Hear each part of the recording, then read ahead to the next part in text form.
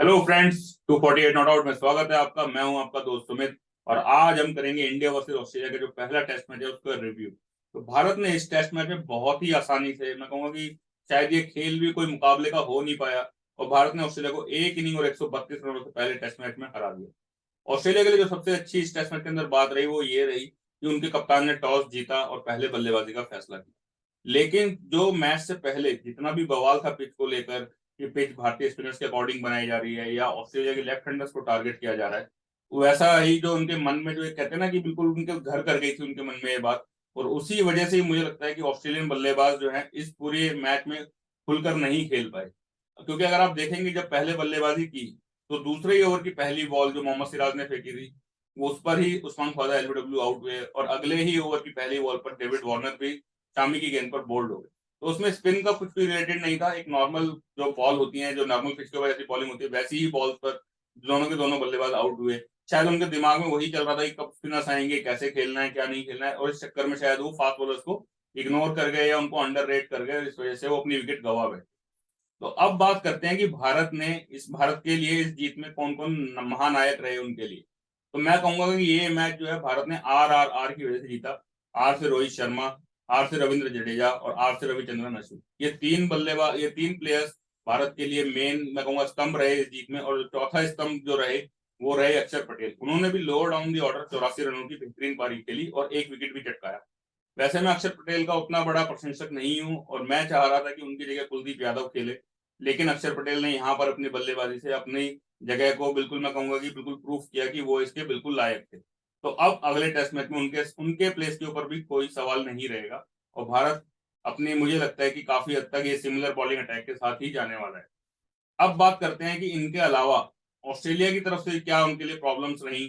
तो ऑस्ट्रेलिया की जो प्रॉब्लम सबसे बड़ी थी वो मुझे लगता है कि ट्रेविस हेड को उन्होंने जो बाहर किया, और कैमरून ग्रीन तो अनफिट थे, तो इस वजह से जो दो उनका जो 5 और नंबर 6 पर जो प्लेयर्स खेले मैट रैंशो और पीटर हैंड्सकॉम्ब, वो बिल्कुल भी ना तो कॉन्फिडेंट दिखाई दिए और ना ही ऐसा दिखाई दिया कि वो स्पिन को कहीं से भी टैकल करने के केपेबल हैं। मैथ्यू रैंशो को तो शायद इसलिए खिलाया गया क्योंकि पिछले टूर पे वो जब आए थे, जब उन्होंने डेब्यू किया था इंडिया के अगेंस्ट, तो उन्होंने स्पिन को काफी अच्छा खेला था। लेकिन इस पहले टेस्ट मैच के अंदर मुझे वो काफी ज्यादा स्ट्रगल करते हुए दिखाई दिए। जबकि पहले इनिंग के अंदर तो पहली बॉल पर एलबीडब्ल्यू हुए और दूसरी इनिंग में शायद उनके 1 या 2 रन उन्होंने बनाए, और उसमें भी वो एलबीडब्ल्यू आउट हुए। तो ये मुझे लगता है कि ट्रेविस हेड को ये समझ कर कि वो स्पिन को नहीं खेल पाएंगे, ये एक बहुत बड़ी गलती की ऑस्ट्रेलिया ने, क्योंकि काफी कॉन्फिडेंस उनका हाई था क्योंकि ऑस्ट्रेलिया में बहुत अच्छा परफॉर्मेंस करके आए थे वो। और वो आपको ना केवल अटैकिंग रन दे सकते हैं मिडल ऑर्डर के अंदर, बल्कि आपको ऑफ स्पिन बॉलिंग का भी एक ऑप्शन प्रोवाइड करते हैं। तो ये तो उनकी जगह पर तो ये रिप्लेसमेंट मुझे लगता है अगले टेस्ट मैच में पक्का ही होगा। और पीटर हैंड्सकॉम्ब की जगह पर अगर कैमरून ग्रीन फिट होते हैं तो उनको भी खिलाया जाना चाहिए, क्योंकि वो एक बेहतरीन ऑलराउंड आपको एक ऑप्शन देते हैं। पर मुझे उनकी बैटिंग पर एक कह सकते हैं कि एक इशू है, उनकी क्रेडिबिलिटी पर मुझे डाउट है कि वो स्पिन को अच्छा खेल पाएंगे या नहीं। बट अगर वो अटैक करते हैं तो एक वो अच्छा ऑप्शन हो सकता है। जैसा कि एलेक्स कैरी ने हमें दिखाया कि जब वो अटैक कर खेल रहे थे तो इंडियन स्पिनर्स भी एक टाइम पर थोड़ा सा मैं कहूंगा कि ऑप्शन उनके पास कम दिखाई दे रहे थे कि कहाँ पर गेंदबाजी की जाए। तो अब बात करते हैं, ये तो बात हुई कि ऑस्ट्रेलिया के सिलेक्शंस में क्या इशू थे या इंडिया की जीत के कौन नायक रहे। लेकिन अब बात करते हैं कुछ नेगेटिव्स के बारे में। तो नेगेटिव्स में अगर सबसे पहले हम बात करें तो आते हैं हमारे सबसे पहले टुन्नू टुन्नू यानी कि राहुल। तो राहुल ने देखिए फिर इस मैच में वो फेल हुए, मात्र 20 रन बनाए, 70 से ज्यादा गेंदें उन्होंने खेली, और इस मैच में इसके अलावा उनका कोई भी योगदान नहीं रहा। तो मैं कहूंगा कि उनकी वजह से शुभमन गिल जैसा एक यंग टैलेंटेड एक कॉन्फिडेंट प्लेयर जो कि इन फॉर्म है, उसको अगर हम बाहर बिठा रहे हैं तो ये उसका बहुत बड़ा अन्याय है। अगर आप देखेंगे ईशान किशन, जो कि एक ओडीआई मैच के अंदर 200 रन उन्होंने बनाए थे और अगले मैच से उनको बाहर कर दिया गया था। कुलदीप यादव बांग्लादेश के पहले मैच में खेले थे, बांग्लादेश टूर में टेस्ट मैच में, वहां पे उनको मैन ऑफ द मैच मिला, लेकिन अगले मैच से उनको बाहर कर दिया गया था। सिमिलरली अगर आप देखेंगे शुभमन गिल, बांग्लादेश वाली टेस्ट सीरीज के अंदर उन्होंने पहले मैच में 100 मारा था और इस सीरीज में वो बाहर बैठे। तो जब ये प्लेयर्स परफॉर्म करके भी बाहर बैठ सकते हैं तो राहुल बाहर क्यों नहीं हो सकते। और ऊपर से उनको वाइस कैप्टन और बना दिया गया है, जो कि मुझे लगता है वो बिल्कुल भी हकदार नहीं है। वो किसी भी फॉर्मेट में इंडियन टीम में इस समय नहीं होने चाहिए, लेकिन ना वो केवल टीम में है, एज एन ओपनर खेलते हैं, ओपनर नहीं खेलते तो मिडल ऑर्डर में खिला देते हैं, मिडल ऑर्डर में नहीं चलते तो उनको विकेट कीपर बना देते हैं, और फिर अब ऊपर से वाइस कैप्टन भी बनाया हुआ है, तो उनको बाहर करने में भी टीम मैनेजमेंट को दिक्कत हो रही है। लेकिन मुझे लगता है कि उनको बिल्कुल साफ साफ शब्दों में कहकर उन्हें टीम से निकाल देना चाहिए, कि इस समय उनकी जगह नहीं बनती। दूसरी अगर मैं नेगेटिव की बात करूं तो वो नेगेटिव है हमारे विराट कोहली की स्लिप में कैचिंग। अगर अब मैंने एक ट्वीट भी किया था कि हम अजिंक्य रहाणे को बैटिंग में तो मिस नहीं करेंगे, लेकिन उनकी जो स्लिप में कैचिंग है, जो उन्होंने रविंद्र जडेजा और रविचंद्रन अश्विन के लिए जो कैचेस जो उन्होंने पकड़े हैं वो बेहतरीन कैचेस हैं, उन्हें ब्लाइंडर्स कहते हैं। उन्होंने ऐसे ऐसे कैचेस पकड़े हैं और मैंने उस ट्वीट में साफ साफ विराट कोहली को भी टैग किया था कि आप स्लिप में खड़े मत होना, लेकिन शायद टीम मैनेजमेंट बिल्कुल डम्ब है, उन्हें ये चीज समझ नहीं आ रही। और इस मैच में भी विराट कोहली स्लिप में खड़े थे और उन्होंने पहली इनिंग में स्टीव स्मिथ का कैच छोड़ा और दूसरी इनिंग में उन्होंने डेविड वार्नर का कैच छोड़ा। ये मैच एक तरफा था, इसलिए शायद इस ये गलती उनकी दब जाएगी। लेकिन अगर यही मैच कोई बहुत क्लोज मैच होता तो भारत ऐसी गलतियां अफोर्ड नहीं कर सकता। इसका एक बहुत बड़ा एग्जांपल है जब बांग्लादेश में ओडीआई सीरीज के अंदर पहले ओडीआई में केएल राहुल ने मेहदी हसन मिराज का एक कैच छोड़ा था जब 9 आउट हो चुके थे बांग्लादेश के, और फिर मेहदी हसन मिराज ही वो मैच जिताकर ले गए। तो ऐसे अगर कैचेज आप छोड़ेंगे तो फिर आपके लिए क्लोज मैचेस जीतना बहुत ही डिफिकल्ट हो जाएगा।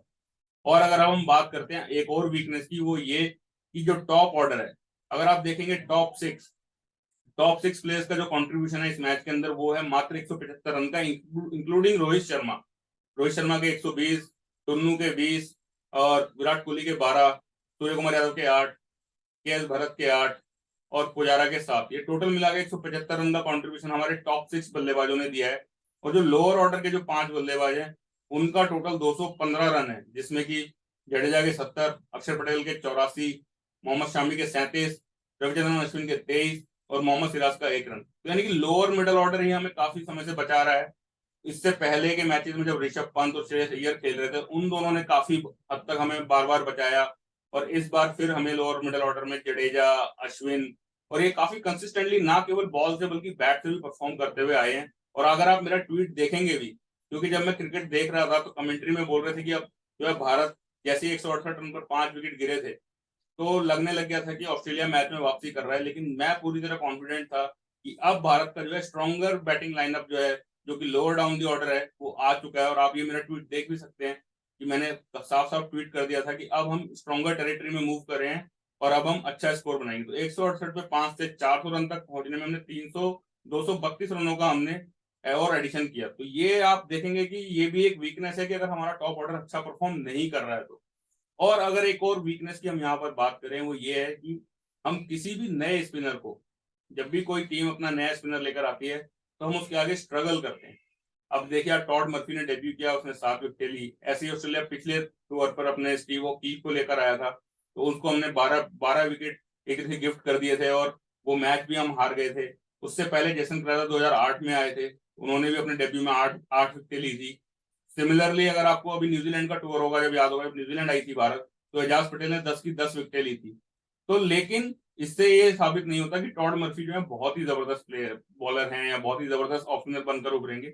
उनका डेब्यू काफी अच्छा रहा, लेकिन मैं आपको बता दूं जिन भी प्लेयर्स का मैंने अब तक नाम लिया, स्टीव ओकीफ, जेसन क्रेजा, इन दोनों का ही काफी ऑर्डिनरी टेस्ट क्रिकेट रहा है। और मुझे लगता है कि टॉड मर्फी में भी ऐसी अभी तक कोई खास बात नहीं है, ना ही कोई ऐसी कोई वेरिएशन है कि वो हमें काफी ज्यादा परेशान करने वाले हैं या फिर कोई वो वर्ल्ड में जाके one of the best off spinner बनने वाले। ऐसी उनमें अभी तक कोई खास बात भी मुझे नजर नहीं आई। तो दोस्तों ये था मेरा पहले मैच का रिव्यू। दूसरे मैच में भी मैं आपको बता रहा हूँ कि भारत ही मतलब ऑस्ट्रेलिया के ऊपर काफी हावी साबित होगा और भारत ये सीरीज 4-0 से ही जीतने वाला है। और इस मैच में भी हमारी की गई प्रिडिक्शन, जैसे कि रोहित शर्मा सर्वाधिक स्कोर बनाएंगे, अश्विन सबसे अधिक विकेट लेंगे, ऑस्ट्रेलिया के लिए स्टीव स्मिथ सर्वाधिक रन बनाएंगे, लबुशेन रन बनाएंगे, और एगर को खिलाया नहीं गया, अदरवाइज एगर के भी चांसेस थे विकेट लेते। तो हमारी प्रिडिक्शन सारी बिल्कुल सही साबित हुई हैं और मैं ये भी प्रिडिक्ट कर रहा हूं कि भारत ये सीरीज 4-0 से जीतेगा। अगर आप किसी भी फैंटेसी लीग को खेलते हैं तो शायद आप हमारी प्रिडिक्शंस को देख सकते हैं या हमारे ट्विटर अकाउंट को भी फॉलो कर सकते हैं, वहां जनरली मैं अपनी प्रिडिक्शंस डालता रहता हूं। और अगर आपकी कोई राय है या कोई सवाल है तो आप अपने सवाल हमें कमेंट सेक्शन में जरूर बताइए। Till then keep watching 248 not out.